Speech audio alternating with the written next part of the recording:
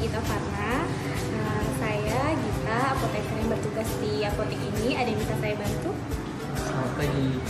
Jadi gini, saya kan merasa kurang enak di tenggorokan saya. Terus saya ada merasa batuk. Jadi kalau menelan itu agak sakit. Itu kenapa ya? Bapak merasa ada darah tidak saat batuk? Kalau saya perhatikan sih tidak ada darah. Sering ya Pak? Ya seperti itu. Ya. Kira-kira sudah berapa lama Bapak mengalami seperti itu? Baru semalam. Bu. Baru semalam. Iya. Sebelumnya semalam Bapak ada minum obat apa ya? Semalam belum ada. Belum ada ya. Bentar ya Pak, saya ambil obatnya.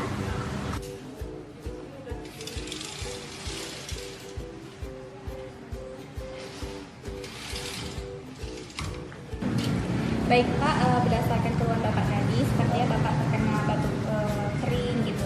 Jadi Bapak saya sarankan untuk minum obat Sanadril, di mana penggunaan obat ini itu 3 kali sehari Pak. Interval waktunya 8 jam sekali. Terus sekali minum itu sebanyak 10 mili. Dapat Bapak tuangkan ke sini.